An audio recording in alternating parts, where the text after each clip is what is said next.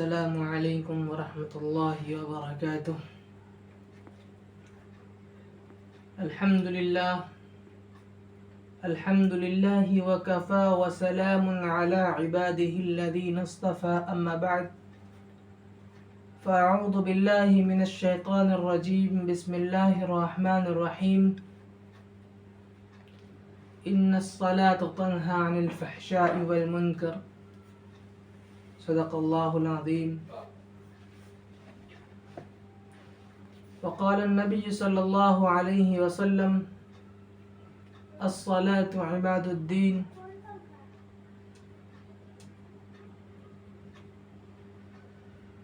محترم حضرات اور میرے پیارے بچوں اور سامعین کرام، میں آپ حضرات کے سامنے قرآن کریم کی ایک آیت کی تلاوت فرمائی ہے۔ اس میں اللہ تعالی فرما رہے ہیں کہ بے شک نماز بے حیائی برے کاموں سے روکتی ہے انسانوں کو۔ ان الصلاۃ، بے شک نماز، تنہی عن الفحشاء والمنکر، برے کام اور فحش، ہر برے کاموں سے روکتی ہے۔ تو اسی طریقے سے آج میری تقریر کا عنوان ہے صلاۃ الحاجت، ایسی نماز، ایسی نفل نماز جن کے ذریعے اللہ تعالیٰ کو راضی کرنا یا اپنے ثواب میں کثرت پیدا کرنا، زیادتی پیدا کرنا، اور ان نوافل نمازوں میں سے بہت ایسی نماز جو اللہ تعالیٰ سے مدد مانگنے کے لیے، اللہ تعالیٰ سے اپنے گناہوں، اپنے کیے ہوئے کاموں کی توبہ کرنے کے لیے، تہجد کی نماز، اس میں سے بہت ساری نماز ہے۔ اس میں سے پہلی نماز صلاۃ الحاجت، دوسری صلاۃ التوبہ، تیسری نماز صلاۃ التسبیح، چوتھی نماز صلاۃ الاستغفار، سید الاستغفار، پانچویں نماز اشراق کی نماز، چھٹی نماز چاشت کی نماز، ساتویں اوابین، آٹھویں تہجد، اور نویں نماز استخارہ کی نماز۔ یہ سب ایسی نماز ہیں جن کے ذریعے آپ اللہ تعالیٰ کو خوش کر سکتے ہیں، اپنے ثواب کو بڑھا سکتے ہیں۔ آج میری بات یکے بعد دیگرے اس موضوع پر میں بات کرنے کی کوشش کروں گا، اور ان نفل نماز کے فضائل اور اس کا طریقہ اور اس کے ثواب کے بارے میں بتاؤں گا، جس میں سے سب سے پہلی نماز صلاۃ الحاجت کی نماز ہے۔ صلاۃ الحاجت، صلاۃ کے مطلب ہوتے ہیں نماز کے، اور حاجت مطلب ضرورت، یعنی ایسی نماز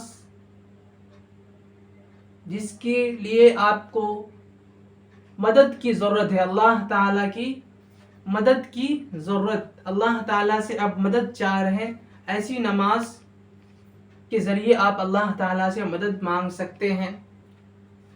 تو رسول اللہ صلی اللہ علیہ وسلم نے فرمایا کہ جو شخص کو کوئی حاجت اور ضرورت ہو تو اللہ تعالیٰ سے متعلق یا کسی آدمی سے متعلق آپ کو ضرورت، آپ کو کوئی کام، کسی چیز میں ضرورت، اللہ تعالیٰ کی مدد چاہیے یا کسی آدمی کی مدد چاہیے، تو براہ راست اللہ ہی سے ہو، کسی بندے سے نہیں مدد مانگنے کی ضرورت ہوتی ہے۔ اگر کسی بندے سے بھی مدد کی ضرورت ہوتی ہے تو وہ اللہ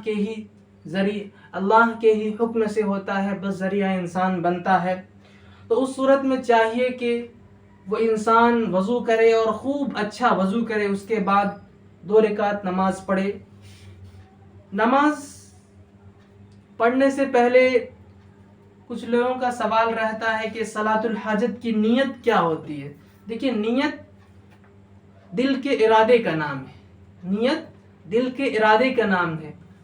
ایک حدیث ہے، انما الاعمال بالنیات، اعمال کا دار و مدار نیتوں پر ہے۔ آپ کی نیت جیسی ہوگی ویسے آپ کے کام ہوں گے۔ تو اس میں ضروری نہیں ہے کہ عربی میں ہی آپ نیت کریں۔ نیت اردو میں بھی کر سکتے ہیں، لیکن پھر بھی سامعین حضرات کی تسلی کے لیے عربی میں نیت میں بتا دیتا ہوں.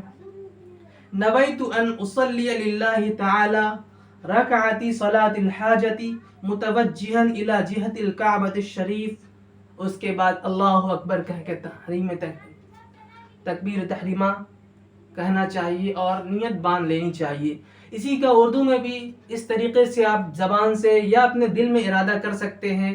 جیسے کہ ارادہ یہ کہ میں نیت کرتا ہوں یا کرتی ہوں اللہ تعالیٰ کے لیے 2 رکعت نماز صلاۃ الحاجت کی واسطے اللہ کے منہ میرا کعبہ شریف کے طرف اللہ اکبر یہ کہہ کر نیت باندھ لے اور ٹھیک اچھی طرح سے اللہ تعالیٰ کے لیے نماز پڑھے اور حمد و ثنا کرے. اس کے بعد نبی کریم صلی اللہ علیہ وسلم کے اوپر درود پیش کرے. اس کے بعد ایک خاص دعا بھی اس کی صلاۃ الحاجت کے لیے بتائی گئی ہے. وہ خاص دعا یہ ہے کہ آپ لوگ سماعت فرمائیں. وہ خاص دعا نماز کے بعد یا سجدے میں یہ نماز کے بعد ذکر و اذکار کرنے کے بعد یہ دعا پڑھیں. لا الہ الا اللہ الحلیم الکریم سبحان اللہ رب العرش العظیم والحمد للہ رب العالمین اسألک موجبات رحمتک وعزائم مغفرتک والغنیمة من كل بر والسلامة من كل إثم لا تدع لي ذنبا إلا غفرته ولا هما إلا فرجته ولا حاجة هي لك رزا إلا قضيتها يا أرحم الراحمين. یہ آپ دعا کریں، انشاءاللہ اللہ تعالیٰ آپ کی تمام حاجت کو پوری کریں گے. ٹھیک اسی طرح دوسری نماز صلاۃ الحاجت کے بعد صلاۃ التوبہ کی نماز ہے. صلاۃ التوبہ کا مطلب ہوتا ہے اللہ تعالیٰ سے اپنے کیے ہوئے کاموں، اپنے ہی کیے ہوئے برے کاموں، غلط کاموں اور گناہ سے اللہ تعالیٰ سے معافی مانگنا، اپنے گناہوں پر ندامت کرنا، شرمندہ ہونا، اللہ تعالیٰ کے سامنے شرمندہ ہونا. کوئی بھی چیز، کوئی بھی نماز تب ہی قبول ہوگی، سب سے پہلے اخلاص ہونا چاہیے. دل میں اخلاص، سچائی ہونی چاہیے کہ ہم جو یہ اللہ تعالیٰ سے توبہ کر رہے ہیں دل سے توبہ کر رہے ہیں. سچائی جب تک آپ کی نماز میں، آپ کی دعا میں سچائی نہیں ہوگی تو آپ کی دعا کبھی قبول نہیں ہوگی. تو صلاۃ التوبہ کے بارے میں یہی کہا گیا ہے کہ اگر کسی انسان سے کوئی گناہ، کوئی برا کام سرزد ہو جائے تو اس کے لیے بھی یہی حکم ہے کہ 2 رکعت یا 4 رکعت نماز اللہ تعالیٰ کے لیے پڑھے. اسی طریقے سے نیت کرے کہ میں نیت کرتا ہوں یا کرتی ہوں 2 رکعت یا 4 رکعت نماز توبہ یعنی صلاۃ التوبہ کی، اللہ تعالیٰ کے سامنے واسطے اللہ کے منہ میرا کعبہ شریف کی طرف اللہ اکبر کہہ کے نماز شروع کر دے اور بڑی ہی خوشنودی دل لگی کے ساتھ خالص اللہ کے لیے اللہ کی عبادت حمد و ثنا کرے اور نماز مکمل کرے. نماز مکمل کرنے کے بعد درود شریف پڑھ کر کے اللہ تعالیٰ سے اپنے کیے ہوئے کاموں غلط کاموں کے بارے میں اللہ تعالیٰ سے معافی مانگے اور اپنی گناہوں پہ شرمندہ ہو اور آئندہ وہ گناہ نہ کرنے کا عہد لے. اللہ تعالیٰ انشاءاللہ اللہ تعالیٰ کی خوشنودی، اللہ تعالیٰ کی خالص اللہ تعالیٰ کے لیے اگر آپ نماز پڑھ کے اللہ تعالیٰ سے واقعی دل سے شرمندہ ہوں گے تو اللہ ضرور آپ کو آپ کے گناہوں کی معافی دیں گے انشاءاللہ. اب اس کے بعد دوسری نفل نماز کے بعد اب تیسری نماز جو ہے اس کا نام صلاۃ التسبیح ہے. صلاۃ التسبیح بہت ہی بابرکت نماز ہے، اس کے بہت سارے فضائل ہیں، لیکن سارے فضائل کو تفصیل سے بتانا اتنا آسان نہیں ہے، اسی لیے کچھ فضائل جو آپ کی سمجھ کے لیے بتا دینا مناسب سمجھتا ہوں۔ وہ یہ ہے، سب سے پہلی چیز حضور صلی اللہ علیہ وسلم نے فرمایا کہ تم صلاۃ التسبیح کو ہر روز ایک بار یا ہر روز ایک بار پڑھو۔ اگر ہر روز موقع نہ ملے، وقت نہ ملے، تو کم سے کم ہفتے میں ایک بار پڑھو۔ اگر ہفتے میں بھی ایک بار نہ موقع مل پائے تو مہینے میں ایک بار پڑھو، اور مہینے میں بھی اگر موقع نہ مل پائے تو سال میں ایک بار پڑھو، اور اگر سال میں بھی نہ موقع مل پائے تو زندگی میں ایک بار ضرور صلاۃ تسبیح پڑھ لینی چاہیے۔ اس کے بہت سارے فضائل ہیں۔ فضائل یہ ہیں کہ اس نماز کے پڑھنے سے آپ کے اگلے پچھلے سارے گناہ معاف ہو جائیں گے، چاہے وہ صغیرہ گناہ ہو یا کبیرہ گناہ ہو، جان بوجھ کر گناہ کیے ہو یا بھول چوک سے گناہ کیے ہو، اندھیرے میں، رات کے اندھیرے میں گناہ کیے ہوں یا دن کے اجالے میں گناہ کیے ہو، سارے گناہ اگلے اور پچھلے گناہ معاف ہو جائیں گے۔ اس کے بارے میں رسول اللہ صلی اللہ علیہ وسلم نے اس نماز کو پڑھنے کی ترکیب، طریقہ بھی بتائے ہیں۔ سب سے پہلے نیت کرنی چاہیے۔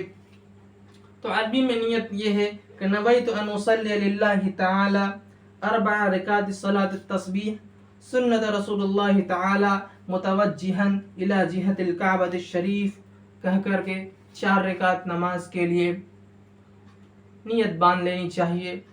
نیت باندھنے کے بعد ثنا پڑھنا چاہیے، اور ثنا کے بعد تیسرا کلمہ سبحان اللہ والحمد للہ ولا الہ الا اللہ واللہ اکبر، یہ تسبیح ہے۔ کیا ہے؟ سبحان اللہ والحمد للہ ولا الہ الا اللہ واللہ اکبر، یا پوری پڑھ سکتے ہو اللہ اکبر ولا حول ولا قوت الا باللہ العلی العظیم، یا واللہ اکبر تک پڑھنا چاہیے۔ اور یہ تسبیح 15 بار، ثنا کے بعد 15 بار یہ تسبیح پڑھنی چاہیے۔ اس کے بعد الحمد شریف اور کوئی سورہ ملا کر کے پڑھیں۔ اس کے بعد پھر رکوع میں چلے جائیں۔ رکوع میں جانے کے بعد رکوع کی تسبیح سبحان ربی العظیم 5 بار یا 7 بار پڑھنے کے بعد پھر یہی تسبیح، یہی کلمہ سبحان اللہ والحمد للہ ولا الہ الا اللہ واللہ اکبر کو 10 بار پڑھنا ہے۔ ثنا کے بعد 15 بار اور رکوع میں 10 بار۔ پھر رکوع سے جب کھڑے ہوں سمیع اللہ لمن حمدہ ربنا لک الحمد کہنے کے بعد 10 بار پھر یہ کلمات کو پڑھ لیں۔ اس کے بعد پھر اللہ اکبر کہتے ہوئے سجدے میں جائیں۔ سجدے کی تسبیحات سبحان ربی العظیم پڑھنے کے بعد 10 بار یہ کلمات سبحان اللہ والحمد للہ ولا الہ الا اللہ واللہ اکبر، یعنی تیسرا کلمہ پڑھنا چاہیے۔ پھر پہلے سجدے سے اٹھ کے بیٹھ کر جو دعا ہے اللہم اغفر لی یا اللہم اجرنی من النار، یہ دعا پڑھنے کے بعد آپ 10 بار پھر تیسرا کلمہ کو دہرا لیں۔ پھر دوسرا سجدہ میں جائیں اور دوسرے سجدے کی تسبیحات کو مکمل کرنے کے بعد 10 بار پھر پڑھ لیں تیسرا کلمہ کو۔ اس کے بعد پھر دوسری رکعت کے لیے کھڑے ہو جائیں۔ اسی طریقے سے ایک رکعت کو مکمل کرنے کے بعد پورے 4 رکعت مکمل کریں۔ ایک رکعت میں یہ تسبیحات، یہ کلمہ، تیسرا کلمہ کی تعداد 75 بار ہوگی، اور چاروں رکعت میں سے پورے مکمل طور پہ 300 بار ہوگا۔ 300 بار 4 رکعت میں تیسرا کلمہ پڑھنا، اس کی بہت ساری فضیلت ہے۔ یہ نماز کے لیے کوئی خاص وقت مقرر نہیں ہے، یہ نماز کے لیے کوئی خاص وقت مقرر نہیں ہے، لیکن جن وقتوں میں نماز پڑھنے کے لیے روکا گیا ہے ان وقتوں کو چھوڑ کر کے آپ کسی وقت بھی پڑھ سکتے ہیں۔ مثلا بالکل صبح صادق کے وقت جب سورج کے طلوع ہونے کا وقت رہتا ہے یا جب سورج کے غروب ہونے کا وقت رہتا ہے، سورج نکلتے ہوئے یا سورج ڈوبتے ہوئے، یہ 2 وقتوں میں نماز منع ہے پڑھنا، مکروہات وقت ہے، یہ وقت نماز مکروہ ہو جاتی ہے. اسی لیے نماز یہ 2 وقت کے علاوہ آپ جب بھی پڑھیں نماز ہو جائے گی. اب اس کے بعد جو ہے سید الاستغفار. سید الاستغفار یہ کوئی نماز نہیں ہے، یہ بس ایک دعا ہے. یہ دعا کے بارے میں بہت ساری فضیلت قرآن و حدیث میں آئی ہے، تو میں نے سوچا کہ اس کے بارے میں بھی آپ لوگوں سے ذکر کر دوں، بتا دوں. احادیث نبویہ میں مختلف اوقات میں پڑھنے کے لیے کچھ مخصوص دعاؤں کا ذکر آیا ہے، جن کا ورد اہتمام سے کرنا انسان بہت سے دنیاوی برکات و فوائد کے علاوہ ذخیرہ آخرت بھی حاصل کر لیتا ہے. ان میں سے ایک عظیم سید دعا سید الاستغفار ہے. حدیث میں آتا ہے کہ جو شخص سچے دل سے صبح صادق کے وقت یہ دعا پڑھ لے اور پھر اسی دن شام ہونے سے پہلے اس کا انتقال ہو جائے تو جنتی ہوگا، اور جو رات کو صدق دل سے دعا سچے دل سے دعا کو پڑھ لے وہ پھر صبح ہونے سے پہلے انتقال ہو جائے تو وہ جنتی ہوگا. دعا یہ ہے کہ اللہم انت ربی لا الہ الا انت خلقتنی وانا عبدک وانا علی عہدک ووعدک ما استطعت اعوذ بک من شر ما صنعت ابوء لک بنعمتک علی وابوء بذنبی فاغفر لی فانہ لا یغفر الذنوب الا انت.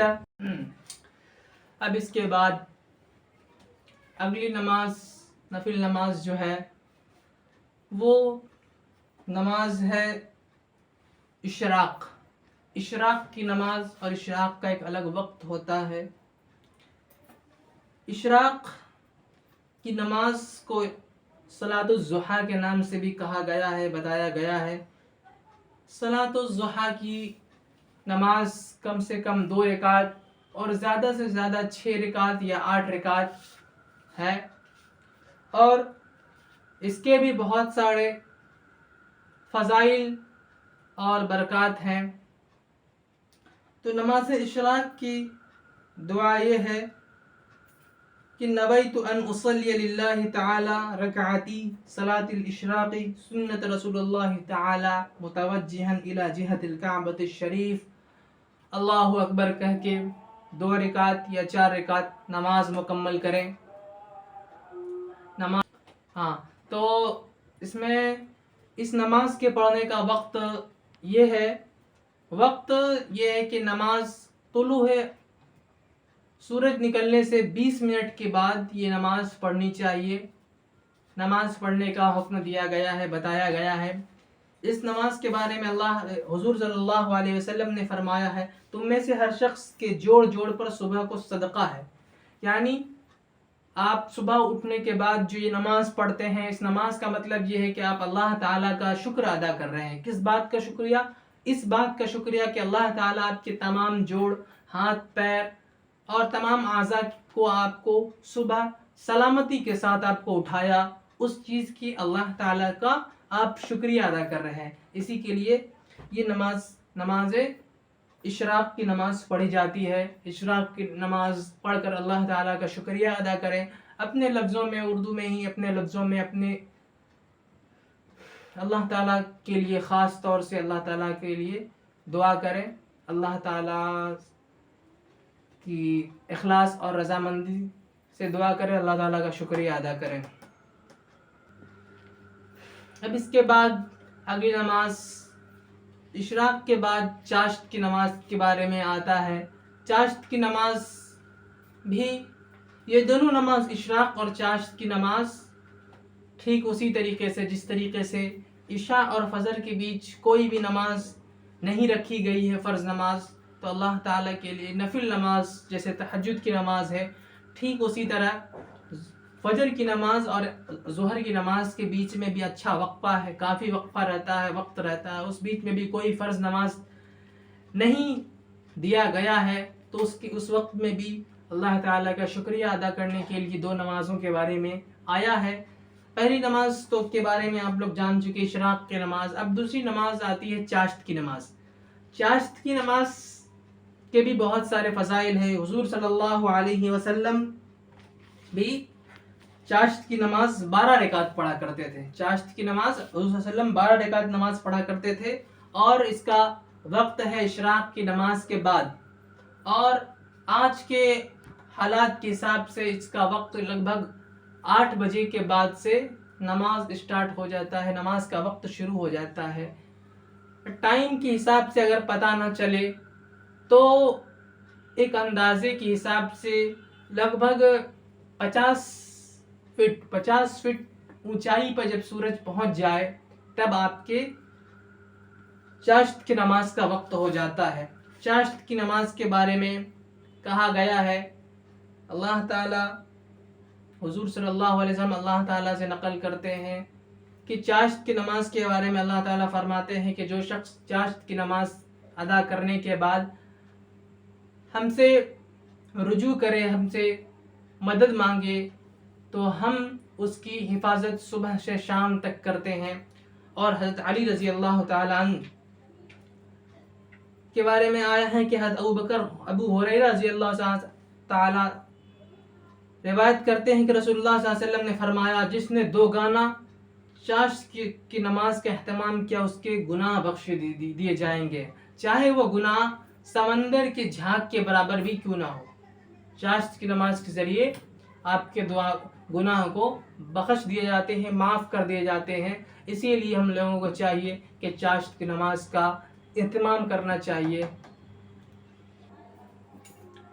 اب ان نمازوں کے بعد ایک اور نماز، نفل نماز کے بارے میں بتایا گیا ہے، اوابین کی نماز۔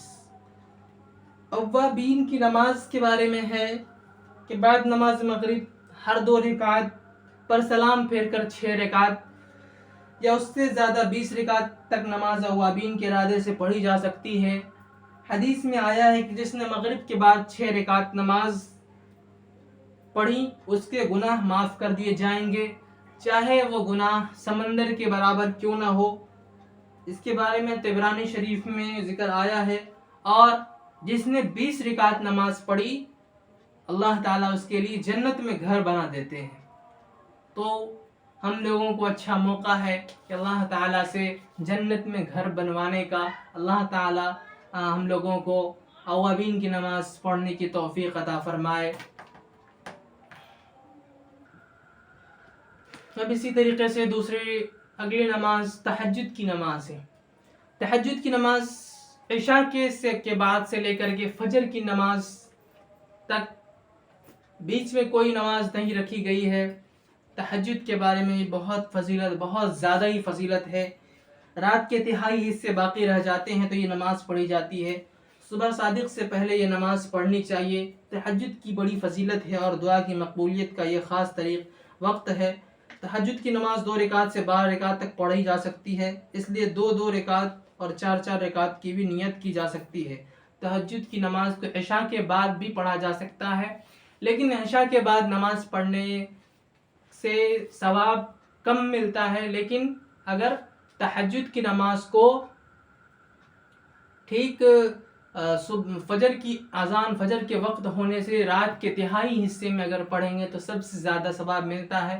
اور کہا گیا ہے کہ بندہ اس وقت اللہ تعالیٰ کے سب سے قریب ہوتا ہے۔ اللہ تعالیٰ پہلے آسمان پہ آ جاتے ہیں، تہجد کے وقت پہلے آسمان پہ آ جاتے ہیں اور اللہ تعالیٰ اپنے بندے کی دعا کو سنتے ہیں اور اس کو قبول فرماتے ہیں۔ حدیث شریف میں کہ حضور صلی اللہ علیہ وسلم بھی تہجد کی نماز کبھی ترک نہیں کیا کرتے تھے، ہمیشہ تہجد کی نماز کے بارے میں بتایا ہے۔ اسی طریقے سے اسی لیے حضور صلی اللہ علیہ وسلم کبھی ترک نہیں کیے ہیں، اسی واسطے سے تہجد کی نماز کو سنت مؤکدہ بھی کہا گیا ہے۔ اکثر مشائخ تہجد کی نماز کے 2 طریقے پڑھتے ہیں۔ اول طریقہ یہ ہے کہ ہر رکعت میں سورہ فاتحہ کے بعد قل هو اللہ احد 3 بار پڑھے، اور دوسرا طریقہ یہ ہے کہ پہلی رکعت میں سورہ فاتحہ کے بعد قل هو اللہ احد 12 بار پڑھے، دوسری رکعت میں 11 بار، تیسری رکعت میں 10 بار اور چوتھی رکعت میں 9 بار پڑھے۔ اسی طریقے سے نماز مکمل کرے. تہجد کی نماز کی بہت ساری فضیلت ہے. تو تہجد کی نماز کی نیت یہ ہے کہ نویت ان اصلی للہ تعالی رکعت صلاۃ التہجد سنت رسول اللہ تعالی متوجہا الی جہت الکعبۃ الشریف اللہ اکبر کہہ کر کے اپنی نماز کی نیت باندھ لے اور نماز مکمل کر کے اللہ تعالیٰ سے دعا کرے. اسی طریقے سے یہ اتنی نماز جو نفل نماز کے بارے میں نے ان کے فضائل اور اس کا طریقہ بتایا. امید ہے کہ اللہ تعالیٰ ہم لوگوں کو کہنے سننے سے زیادہ عمل کرنے کی توفیق عطا فرمائے.